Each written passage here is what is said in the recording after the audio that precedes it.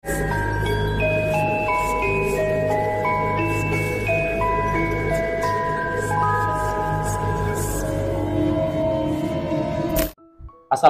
warahmatullahi wabarakatuh. Hai guys, welcome back to my channel. Nama aku Rio, and this is The Mirror. Sepertinya topik malam ini kita agak islami dikit, karena kita memang akan menambah wawasan tentang sesuatu yang udah pasti ada di muka bumi ini, dan mungkin masih tabu di kalangan manusia, karena siapa sih yang mikirin iblis? Oke, sejak tahun 2022, perfilman Indonesia, khususnya horor, itu udah mulai banyak mengangkat tentang iblis sebagai figur seram dalam film-filmnya. Seperti Aswala dalam film Kodrat, Kajiman, Korin, bermacam-macam jenis iblis ditampilkan dalam film untuk menunjukkan seberapa seram mereka dan seberapa berbahayanya mereka untuk manusia. Dan berangkat dari sana, aku jadi penasaran nih, apakah ada iblis-iblis lain yang mungkin nantinya bakal menjadi inspirasi para produser atau sutradara untuk mengangkat film horor. Nah, karena film-film yang udah mengangkat tentang iblis di Indonesia itu sebagian besar itu dalam dunia Islam. Hari ini aku mau bahas beberapa iblis-iblis atau jin yang paling terkenal dalam Islam, dan khususnya untuk teman-teman Muslim, kayaknya kita harus tahu tentang ini deh. Misi utama iblis adalah untuk menyeret manusia ke dalam dosa dan membawa mereka ikut ke dalam neraka. Berbagai upaya akan dilakukan iblis untuk membuat manusia mengikuti jejak mereka. Nah, dikutip dari Syekh Abdurrauf Al-Manawi dan juga Imam Ash-Shibli di dalam kitab Ahkam Al-Marjan, Fi Ahkam Al-Jan, menyebutkan bahwa iblis memiliki keturunan dan pasukan perang. Para iblis akan bekerja sesuai bidang mereka masing-masing untuk mengganggu manusia. Profesor Dr. Quraisy Shihab dalam bukunya yang berjudul Jenaka juga mengutip hal yang sama. Beliau menyebut setidaknya ada 7 nama pasukan iblis yang paling terkenal dalam Islam. Dan setelah aku riset tentang topik ini, aku benar-benar kaget dan baru menyadari bahwa di sekitar kita saat ini, di tempat kalian berada, iblis dan jin selalu mengikuti. Sepanjang hari, tindakan-tindakan kecil yang kita lakukan itu nggak lepas dari perannya iblis tanpa kita sadari. So langsung aja, apa aja sih iblis-iblis dalam Islam yang selalu mengikuti kita kemanapun kita pergi dan berusaha untuk menghasut kita untuk mendekat kepada dosa dan nantinya akan membuat kita terjerumus ke dalam neraka. And now, before video selesai, The Mirror mau semakin. Iblis pertama yang kita bahas adalah Azazil. FYI, iblis sendiri dalam bahasa Arab itu abasa atau pembangkang. Nah, gimana asal mulanya iblis ini bisa ada? Nah, iblis Azazil ini adalah iblis pertama yang dijuluki oleh Allah Subhanahu wa Ta'ala, dan dikatakan Azazil ini adalah raja dari semua iblis. Ya pasti aja karena dia adalah makhluk pertama yang disebut iblis oleh Tuhan Yang Maha Esa. Nah, gimana ceritanya? Kita semua tahu bahwa awal kehidupan ini hanya terdiri dari malaikat dan jin, makhluk mulia yang diciptakan oleh Allah Subhanahu wa Ta'ala jauh sebelum adanya manusia. Malaikat tercipta dari cahaya dan jin tercipta dari api. Dua makhluk ini adalah makhluk mulia yang paling taat kepada Tuhan Yang Maha Esa, Allah Subhanahu wa Ta'ala. Nah, menurut Imam Ibnu Katsir, seorang ulama di tahun 1300 Masehi, nama asli iblis adalah Al-Harits. Karena pada dasarnya dia adalah penjaga surga dan makhluk yang sama mulianya dengan malaikat. Kita semua tahu lah, malaikat makhluk paling suci yang nggak akan pernah berbuat dosa. Nah, jin ini setara nih dengan malaikat. Azazil sendiri adalah panggilan besar untuk malaikat, pemimpin dari para makhluk paling suci. Itulah sebutan Azazil. Nah, gimana kisahnya sampai Azazil, makhluk paling mulia penjaga surga ini bisa menjadi iblis? Kisah ini dikutip dari buku Laki-laki yang Tak Berhenti Menangis karya Rusti Matari. Jadi begini kisahnya.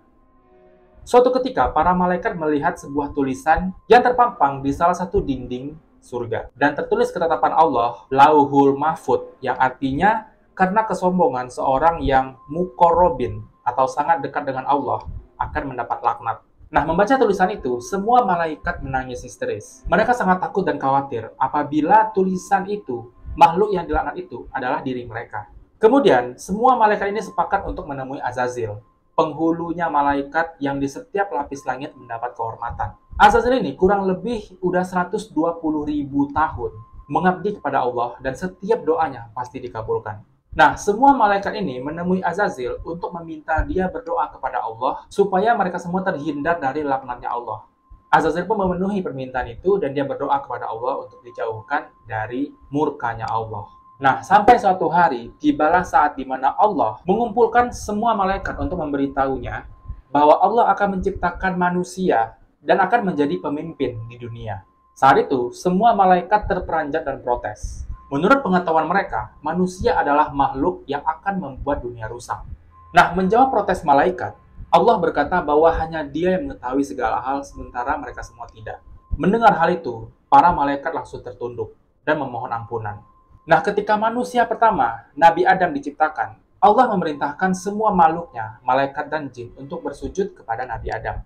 Serempak mereka semua bersujud, kecuali Azazel, si pemimpin malaikat. Azazel merasa dirinya lebih mulia daripada Adam.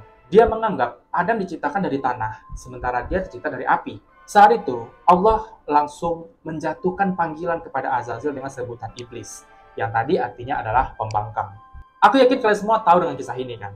Azazel merespon teguran Allah dengan mengatakan, "Tidak, aku tidak mau bersujud kepada Adam." Dan sejak saat itu, diketahuilah bahwa Azazel, si pembangkang ini, adalah makhluk yang dilaknat Allah dalam tulisannya di dinding surga. Dia menerima ketetapan Allah dengan diusir dari surga, jatuh ke dunia. Dan iblis bertekad bahwa sampai hari kiamat, dia bersumpah akan menjerumuskan manusia ke dalam dosa dan ikut dengan dia masuk ke dalam neraka. Jadi itulah Azazel, si raja iblis. Kita lanjut ke iblis kedua, yaitu Kanzab. Iblis Kanzab ini juga udah diangkat dari satu film khusus, judul yang sama, Kanzab. Dan seperti yang kalian lihat di poster filmnya, Kanzab adalah iblis yang bertugas untuk membuat manusia lupa akan ibadah, khususnya sholat. Udah azan tapi nggak langsung sholat, nanti dulu deh. Atau sholat di jam-jam yang mau mepet, zuhur jam 3, asar jam setengah 6, maghrib jam 7, isya pas mau tidur. Itu semua adalah bisikan Kanzab. Terus lagi sholat nih, udah kusuk, kebayang yang lain-lain tentang dunia. Bikin nggak fokus, atau lupa rakaat berapa saat itu, atau lupa bacaan sholat, itu juga ulah Kanzab. Kanzab punya andil besar untuk merusak ibadah manusia. Yang pasti tujuannya untuk membuat ibadah manusia ini menjadi kosong atau nggak bernilai. Nah, dikutip dari HR Ahmad, Utsman pernah bertanya kepada Rasulullah, "Wahai Rasulullah, setan telah mengganggu sholat dan bacaanku." Dan Rasulullah bersabda, "Itulah setan yang disebut Kanzab. Jika engkau merasakan kehadirannya, maka bacalah ta'awuz kepada Allah dan meludah kecillah ke arah kiri 3 kali. Ta'awuz itu a'udzubillahi minasyaitonirrajim. Jadi baca a'udzubillahi minasyaitonirrajim. Nah, apalagi ulah Kanzab ketika kita sholat? Di antaranya membuat kita melakukan gerakan-gerakan yang nggak perlu. Gerakan-gerakan di luar ketentuan sholat seperti menggaruk, menguap, melirik kiri dan kanan, perasaan was-was apakah gerakan kita betul atau enggak, tiba-tiba pengen kentut, lupa bacaan sholat. Pokoknya banyaklah cara Kanzab untuk membuat kita nggak fokus, lupa dengan ibadah yang kita lakukan. Nah, Kanzab ini selalu menghindar dari manusia ketika azan berkumandang. Dan dia akan datang lagi ketika azan selesai. Jadi sangat penting untuk kita langsung memulai sholat, langsung ambil wudhu, langsung ke masjid ketika azan sedang berkumandang. Jadi ini peringatan yang sangat penting untuk kita nih, masyarakat muslim.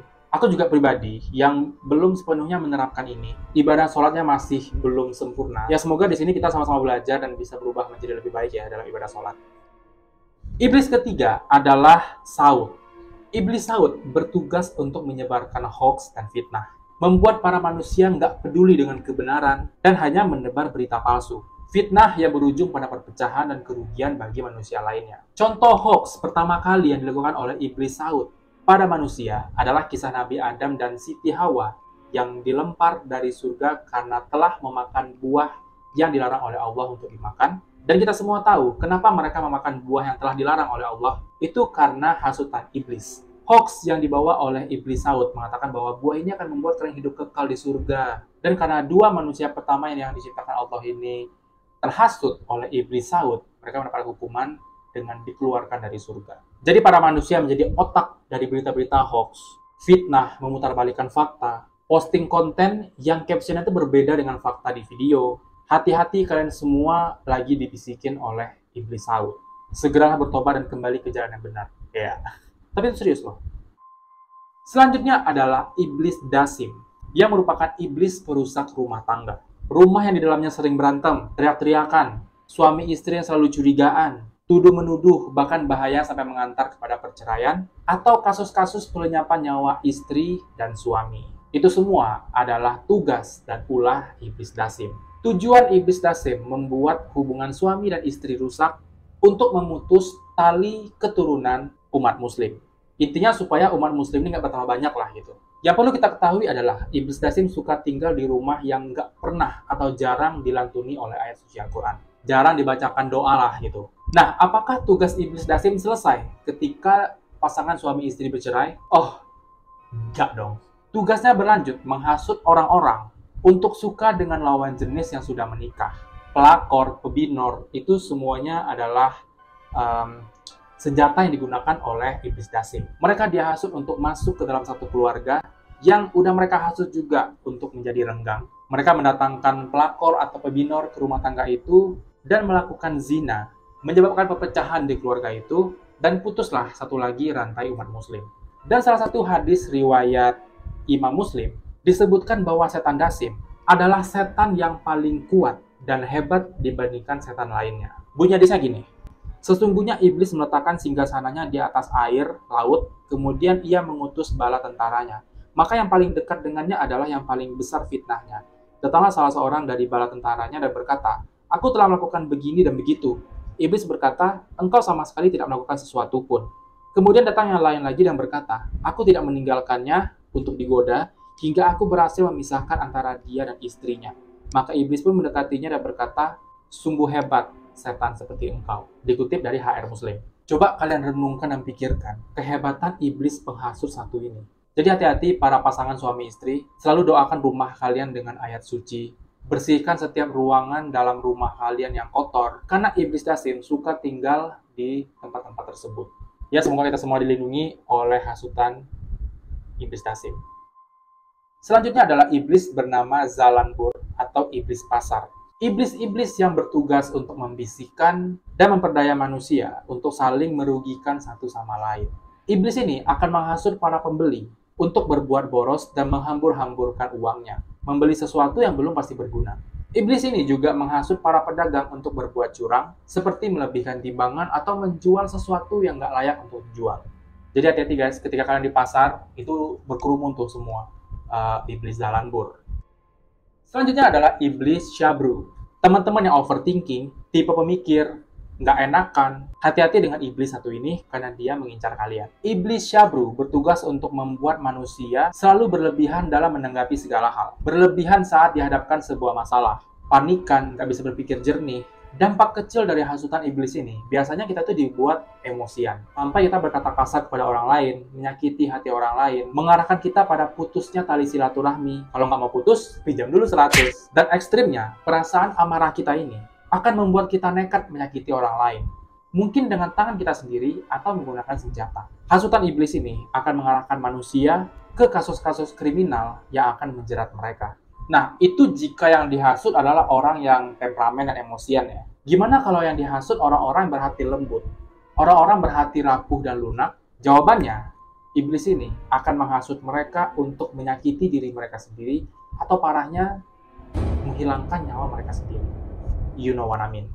So, sekali lagi kita disadarkan untuk selalu perkuat iman, agar iblis Syabru nggak ada kesempatan untuk menghasut kita. Jika kita menguatkan iman kita, ketika menghadapi masalah yang berat, kita akan berserah diri kepada Allah. Kita akan dibiasakan untuk sabar dan ikhlas, nggak terhasut oleh iblis, dan melakukan hal-hal yang nggak boleh dilakukan.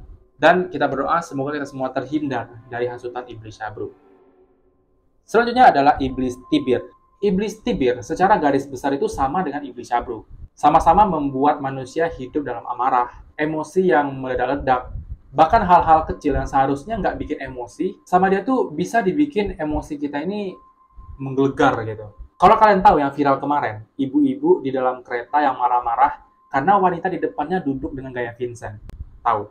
Hal yang seharusnya nggak jadi masalah sama dia. Nah, itu adalah salah satu contoh hasutan iblis Tibir. Jadi teman-teman yang gampang emosi, temperamen akut, yang marah dengan segala hal, yuk coba diruqyah. Mungkin kalian lagi dikuasai oleh iblis Tibir. Next, iblis Akwar adalah iblis yang tinggal dan bertengger di kemaluan manusia. Dia bertugas membuat manusia selalu dikuasai oleh hawa nafsu untuk berbuat asusila. Yang cowok dibuat ngacengan, yang cewek dibuat rahimnya anget terus. Membuat mereka nggak bisa menahan hawa nafsunya dan mengantar mereka kepada perzinaan. Hati-hati yang muda, iblis akwar berkeliaran di sekitar kalian. Kita masuk ke dua iblis terakhir. Ada iblis wasnan yang bertugas untuk meniupkan tepung ke mata manusia untuk membuat mereka mengantuk dan lalai dalam ibadahnya. Biasanya nih, iblis wasnan ini bekerja selepas Isya dan mengejar mereka yang nggak sholat Isya. Mereka dibuat terlena dan mengantuk dan akhirnya meninggalkan sholatnya dan memilih untuk tidur. Begitu juga dengan subuh. Ketika kita udah mulai melek mata, waktu orang azan yang harusnya kita bangun untuk sholat, mata kita ditiupkan tepung. Ngantuk, meninggalkan sholat, dan memilih untuk tidur. Nah, itu semua adalah kerjaannya iblis wasnan. Sangat berat untuk disebut, tapi kayaknya aku salah satu yang dikuasai oleh iblis wasnan deh. Dan yang terakhir adalah iblis walhan. Ya walaupun sekilas namanya mirip dengan wasnan, tapi enggak. Mereka punya tugas yang berbeda. Iblis walhan itu bertugas untuk mengganggu manusia ketika bersuci. Entah itu lagi berwudu ataupun lagi mandi. Pokoknya iblis walhan ini berupaya untuk membuat kualitas bersuci kita itu hilang. Nggak ada sama sekali kualitasnya. Sehingga mengantarkan kita kepada ibadah yang juga nggak sah. Ibadah yang juga nggak maksimal. Seperti di wudhu, misalnya kita lagi wudhu nih, lagi fokus, udah mau selesai, tiba-tiba pengen kentut. Ataupun kalian pernah nggak ngerasa kalau habis wudhu itu terasa kayak keluar angin dikit, tapi kita ragu itu kentut atau bukan gitu. Nah, itu salah satu bentuk gangguan dari iblis walhan. Nah, kalau ketika mandi, kita ini dihasut untuk berlama-lama di kamar mandi. Karena kita tahu kan, kamar mandi itu sarangnya setan, rumahnya mereka. Nah, kita dihasut untuk berlama-lama di kamar mandi dan melakukan hal-hal yang harusnya nggak perlu dilakukan. Jadi itu contoh kecil gangguan iblis walhan ketika kita sedang bersuci. Oke, jadi itulah 10 iblis dalam Islam yang harus kita ketahui. Dan beberapa tadi kita juga udah tahu cara menghindar dari mereka, cara membuat mereka menjauh dari kehidupan kita, yaitu dengan cara melakukan hal yang mereka nggak sukai. Aku jujur sangat suka pembahasan hari ini. Karena selain menambah wawasan, kita jadi semakin tahu bahwa iblis-iblis ini ada di sekitar kita, guys. Tanpa kita sadari, kita melakukan banyak hal yang merupakan hasutan dari mereka. Dan aku mau tahu pendapat teman-teman yang tahu tentang iblis lain dalam Islam yang belum kita bahas. Coba komen di kolom komentar. Dan aku juga mau tahu teman-teman non-muslim yang mungkin lagi nonton video ini. Aku mau tahu pendapat kalian tentang pembahasan malam ini. Coba komen juga di bawah. Apakah iblis dalam ajaran Kristen itu berbeda dengan iblis di Islam yang kita bahas hari ini, atau nggak jauh beda, atau justru sama? Karena yang ku tahu, ajaran Kristen dengan ajaran Islam itu sejalan. Mereka punya pengajaran yang sama, kebaikan yang sama. Dan aku nggak sabar pengen share topik selanjutnya ke teman-teman. Aku udah siap riset sih sebenarnya. So, sekali lagi, semoga video ini bermanfaat. Semoga kalian suka dan bisa menambah wawasan kita sebagai umat manusia yang beragama. So, sampai di sini, itu dulu video kita. Seperti biasa, klik like-nya kalau suka. Subscribe channel ini untuk berlangganan dan klik loncengnya untuk dapat notifikasi kalau ada video baru. Jangan lupa tinggalkan komentar, kritik dan saran untuk kemajuan channel ini. Dan jangan lupa share video ini ke teman-teman yang lain. Terima kasih sudah menonton dan sampai jumpa di video-video selanjutnya. Untuk teman-teman yang belum follow TikTok aku, snack video aku, Instagram aku, ataupun Instagram YouTube Mirror, linknya aku taruh di description box. Please support dan sampai jumpa di video selanjutnya. Bye.